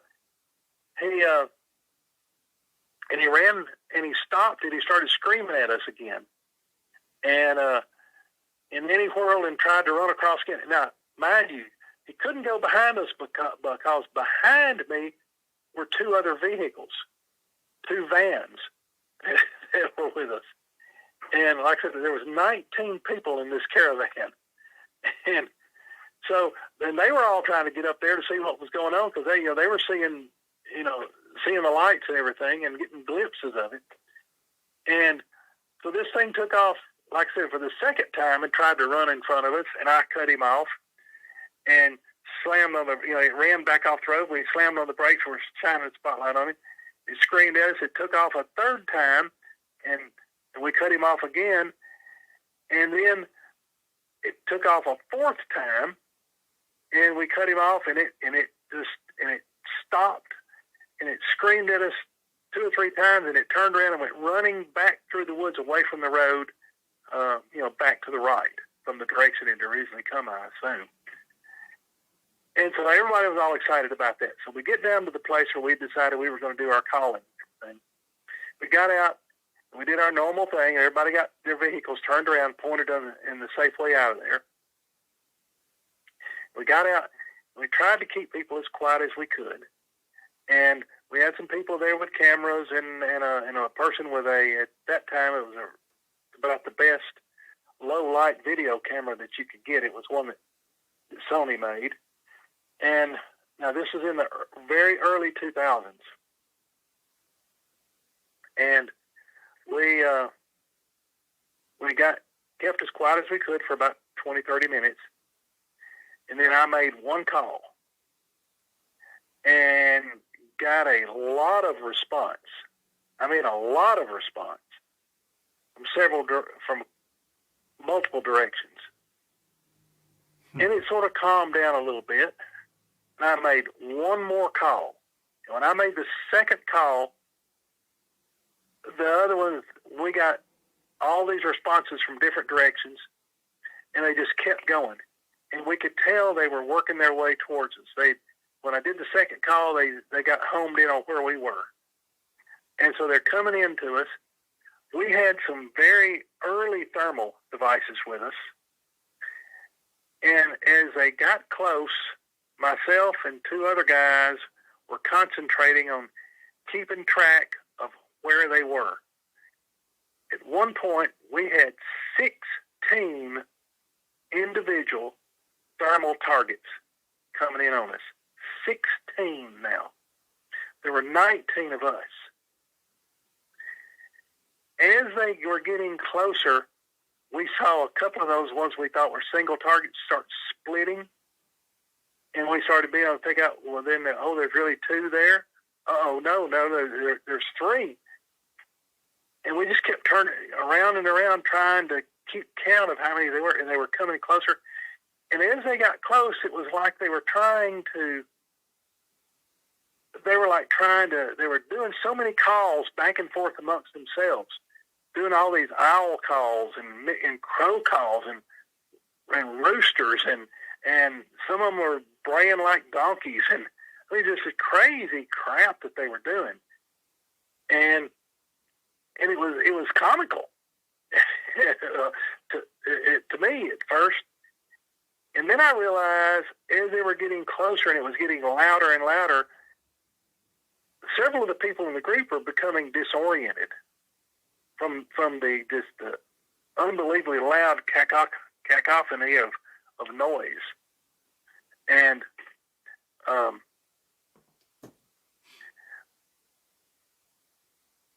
they kept getting closer and closer, and we realized that we were surrounded on three sides of all these boogers, or Bigfoot, making unbelievable amounts of noise, but there was no noise whatsoever coming from one direction. But we were still picking up a lot of thermal signal out there, a lot of thermal traces, and so we knew. And this is pretty typical how they'll make racket and do things to distract you, while some other ones are in stealth mode, sneaking up right up on you. Right. And so we were training the thermal on them, the ones coming up behind us, and it was almost like that they figured out that we had them figured out, and it pissed them off, because all of a sudden, all this racket that they were noise, all these vocals that they were doing, went from being this hilarious collection of just all kind of different noises to, it was like somebody flipped a switch. It, in a split second instant, changed from being funny to some of us, or just really entertaining, really interesting, just really amazing, right, to all of a sudden being dead damn serious threatening. Yeah. I mean, very serious threatening. And we realized they weren't charging us full blown, but they were coming right in on us. And one side of this area where we were parked had a thick belt of privet hedge around it. And all of a sudden, they started coming through that privet hedge right out into the parking area where we were. We started trying to get people in the vehicles to get the hell out of there. They didn't want to go. The boogers were going crazy. All of a sudden, we realized that there were 24 at least, or more of them, right there on top of us. And they were just coming. They were just coming out right out of the bushes. And then they started coming out around, a part of more of the perimeter of the parking area. And there was, all of a sudden I looked around, and coming out through those hedges was that damn big-ass alpha male that just towered above all the rest of them, the big beige-colored one. And we were shoving, at this point, we were physically grabbing people and shoving them into vehicles. And we got the first van loaded up, the rear one loaded up, and slammed the doors on it. And there were two or three that were just right there, almost within touching distance of these things. And, this is so wonderful. They were wanting to hug them and kiss them and all this kind of crap. And these things were screaming and baring their teeth and all this. And this was going downhill quick. We nearly broke a person's leg, shoved them into the van, and actually slammed the van door on there, one of the back doors of the van on their leg. And I thought I'd broken somebody's leg. Anyway, when we finally got everybody into the vans, we start running. Myself and the last guy that was out there, we're running to my truck, and that big alpha stepped at the other guy and sort of whiffed him along the back of his head and maybe across the shoulder blade or something. But I thought he had hit him. And the way he swung, if he had hit him, it'd have nearly taken his head off. I think all he was doing was just trying to scare him. Right. But he felt the wind whiff by his back of his head and his neck and everything. And he did a full-on dive into the truck, into the passenger side front seat of the truck. And in fact, he nearly landed all the way over on the driver's side of the truck. And I piled in, and the truck was already running, thank God. And I think it was running. I don't even really remember starting. I just remember jumping in it, yanking it in gear, and floorboarding it. And I think that's when the door shut on the passenger side front, and we went tearing out of there. And they were at this time they were all out there, and they were screaming at us and all this mess. And we went to a place. We went to a place 2 or 3 miles away and stopped. And we first got out just checking to see if everybody's okay. If we had everybody, making double dog sure we had everybody, that we hadn't left somebody behind. That's my biggest fear, taking people out, is fear of somebody being left out. Well, everybody was accounted for. Everybody was okay. The person we'd slammed the van door on, they weren't pissed off. They were laughing about it. And so we started, what'd you get on camera? Everybody's camera batteries were screwed. We got on that fancy Sony, which we'd made sure that everything was fully charged, fresh batteries and everything were in everything that wasn't rechargeable. We had a bunch of the vocals that survived on that fancy Sony video camera, but there was no video at all that was visible, that you could tell what it was. Nobody else had gotten any pictures. There was only one other recorder that had gotten a little bit of the vocals. Out of 19 people, and probably 8 to 10 of them had some type of device on them, recording, that was capable of either taking pictures or video or audio or whatever. All we got was a little bit of audio, and they had died. Everything had just died, and I had a camera then. It was back when Toshiba was making digital cameras, and at that time it was a hot rod camera. That thing, and I had just put brand spanking new batteries in it, and that thing was dead as a fritter. I mean, it was totally dead. And I had given it to somebody else to use, and somebody that knew what they were doing, and it had just died. I was so disappointed. But that right there was probably, we've had some really hairy stuff. That's the one that has scared me the most and has changed the way that we did things, because we came very, very, very close to getting somebody killed. Yeah, that is terrifying. I mean, just the way I'm mapping it out in my head as you were talking about it, and to have them 3 sides verbal, and thinking, okay, I got a way out of here, but then thermal, oh God, there's, I mean, they were, and I really don't know how many were there. We have talked amongst ourselves about this. The ones about the serious researchers that were in the group. There were. Let me think. If I go back, let me see. 4, 5. There were about 6 or 7 of us in the group that were serious researchers, and the rest were people that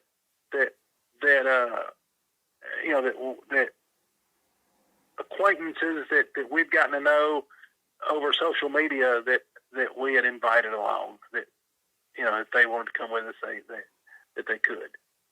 And so the serious researchers in the group, we have discussed this thing over and over and over and over again over the years, and we all agree that the good Lord took care of us. I mean, that it is an absolute wonder we didn't lose somebody, and somebody didn't get hurt or killed. But that's the one that I've lost the most sleep over, and thought about the most over the years. That what we could have done different, or I'm just wondering what it would have been like if it had only been like 3 or 4 of us out there, and we were serious researchers. Right. If we'd have made it out of there alive. Because I've been in myself and a guy named Michael Stuckey, who's a good researcher, and I think he lives in Tennessee now. But Michael and I, the two of us, used to go out quite a bit. And we were down in a place in a conservation area along the Tennessee-Tombigbee Waterway down in Mississippi one time, and we got into a deal where, a very similar deal where there was we'd made a call, and up a creek bottom, we got this unbelievable vocalization started up, and they started in on us, coming towards us, and Mike had a bionic ear going, and he had it up and pointed. We were in my truck, and we'd been out on the road, and we decided, no, we got in the truck, we figured we better get ready to go. So we were in the truck with the windows down and ready to roll, but we had our recorders and everything going, and he was recording all this, and they were coming in on us, and he heard something through the bionic ear. It sounded like crashing through the brush coming towards us, and poor old Mike was about to have a fit, and all of a sudden it burst out of the brush. I mean, I could hear something coming because it was on my side of the truck. Mike had the bionic ear antenna in his hand up, pointed out the passenger side front seat, the passenger side window of the front seat, pointed back over the truck, back to the left. But all the racket and the boogers were coming from my side. And I could hear something coming, but to Mike with the bionic ear, it sounded like, somebody was crashing. They were crashing through the brush right on top of us. Well, what came out was a damn armadillo. And that armadillo had the afterburners on. The boogers were scaring him. He wanted out of there. And I mean, he came flying out. He ran under our truck, under the driver's side and out from under but it wasn't just a few seconds later, and here came the boogers. Wow. And they were quite pissed off at us, and so we didn't hang around. They started. I heard some stuff flying through the air, throwing rocks or sticks or whatever. I didn't actually see any of them, but I didn't want to get hit. And, at that time, I wasn't 100% sure, like I am now, that they don't. I think if a person gets hit by something thrown by a Bigfoot, it's accidental. That They throw stuff close to you, but not to hit you. Yeah, almost like kind of like a warning. Yeah, I've seen two people get hit, but it was by ricochets. Okay. And when the person got hit, the throwing stopped after that. We had one of my research buddy got hit in the shin by a ricocheted rock about the size of a softball that was thrown at us up in a canyon in New Mexico, and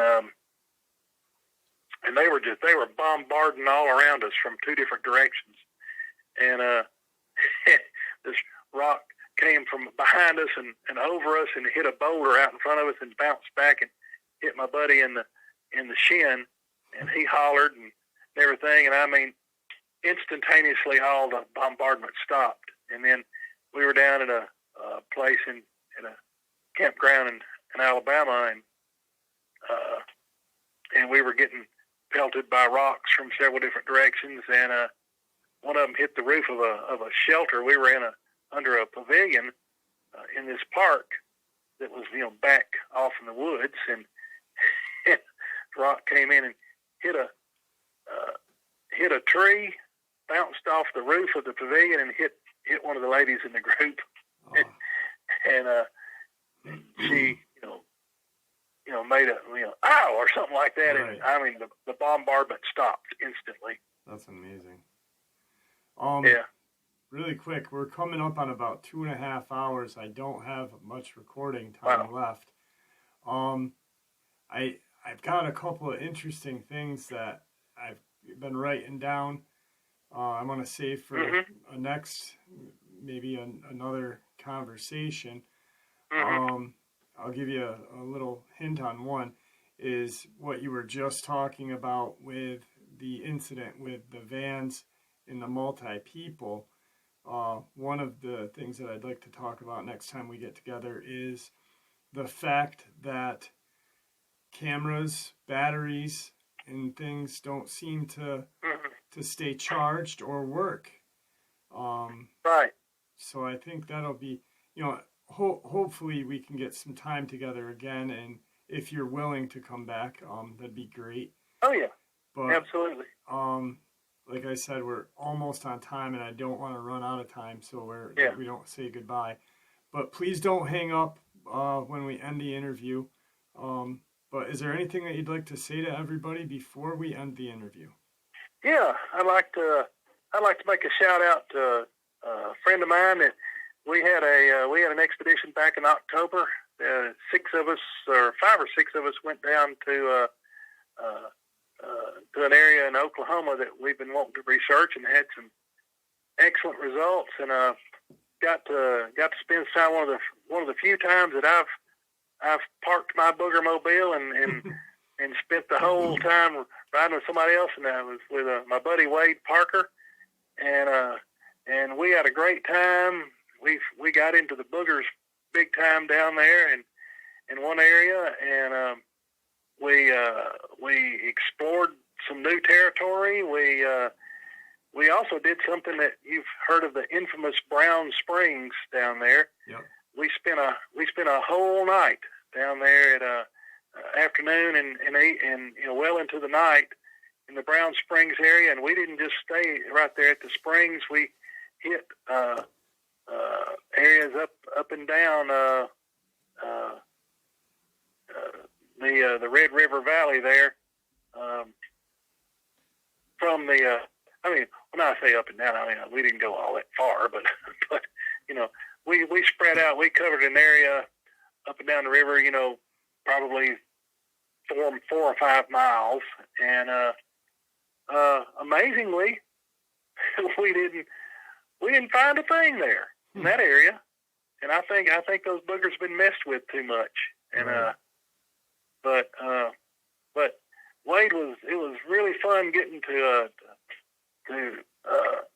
being in that small group like that. That's the first time we've spent that much time with that small of a group out in a while, and we had great results, and it was really fun getting to be in the field with Wade. In fact, he's got one of the best research vehicles I've ever been in, and it was he's got a Hummer, and an H3 Hummer, and it's ready. He did it right, and I thought though we were going to get some windows busted out of it. We got into one place, and they were throwing everything from a softball to basketball sized rocks in our direction, and had one as we were making our exit out of that place. We had one sail, probably cantaloupe size sail, right over the top of the roof of the car. I heard it coming and heard it leaving. It was clipping limbs as it went. Wow. and it hit a tree trunk about 10 foot beyond me, and ricocheted off. I was afraid it's going to hit his car, but it didn't. But we had a good time. But anyway, I'm hoping to get on future shows to be able to talk about some things that I haven't really shared much before. A lot of stuff that we talked about tonight are things that, if you've listened to me very much, you've heard all this stuff. Yeah, most of it before. Yep. Yeah. Well, I'm always open. I love talking to you. Even when we don't record and we just had these conversations just recently, you're a very interesting guy. I like talking to you a lot. And, maybe next time when we get together, we can talk about some things that you haven't shared. What I just discussed. And then I just came up with an idea is how to set up a booger mobile. Yeah. Well, I'm telling you what, I had some ideas, and Wade took those ideas and built on them tremendously, and man, that thing is something else. It's awesome. And it was really a great trip. But another thing I'd like to do is, if we can get together, you get together some questions and stuff that from listeners or whatever. Yeah. And I'd be glad to answer questions. And absolutely. And what one I'll thing do is I'll make a community post tonight. I'll think of a word really good, and then I'll put it up in the community post, and then subscribers can ask the questions. I'll jot them all down or print it out, and then we can go from there. Yeah, and I'll tell you up front that I'm not scared to say I don't know. Right. And if I don't know, I'll tell you I don't know, and I'll tell you if it's pure speculation. What some things are, but a lot of things, people have asked me things in the past that I've been able to, they've been told one thing, and I was able to, work through it, and we were able to figure out what was really going on. Right. And that's an honest. Right there is honesty. You've been doing this for a very long time, and a lot of people would consider you an expert, and for you to say. For you to say I don't know that's very humbling, and that just shows what kind of researcher you are. Is that well, so? Another thing is I've said, anybody that's listened to me very much has heard me say that if you're not able to change your mind about something, to relook at the data and admit when you're wrong or realize when you have misread something, then you're not much of a researcher. I've had to change my ideas and theories on a number of things several times. Right. So we're learning all the time. If you're not learning all the time, I mean, none of this stuff is set in stone. Yeah. There's not a Sasquatch 401, or graduate level, Sasquatch research manual or something. Right.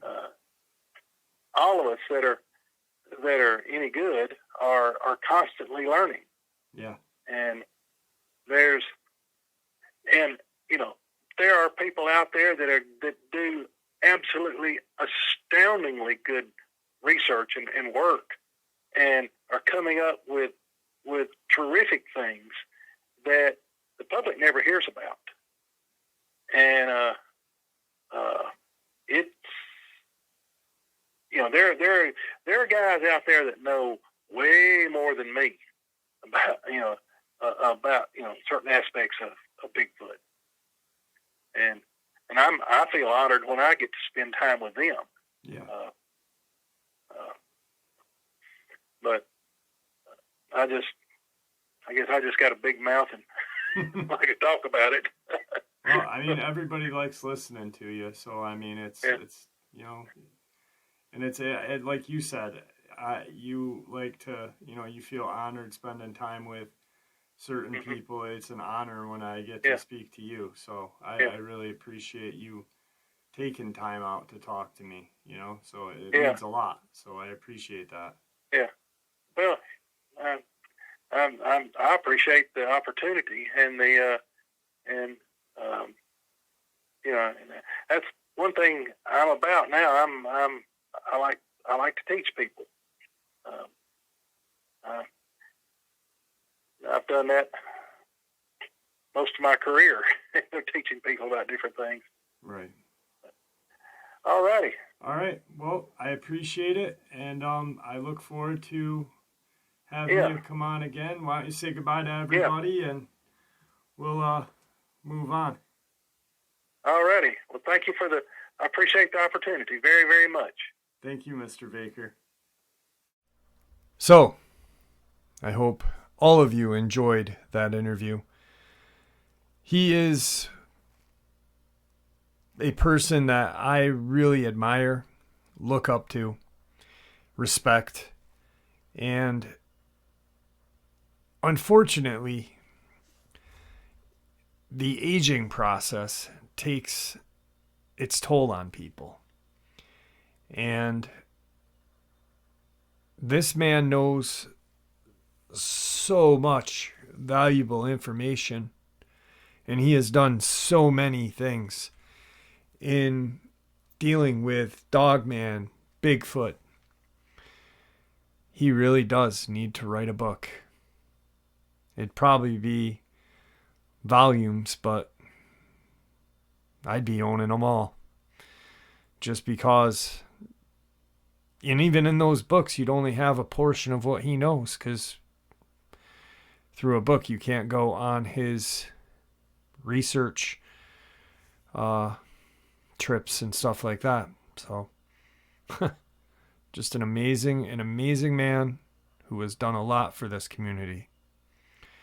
With that, my friends, I want to thank you all for all of your support. It truly means the world to me.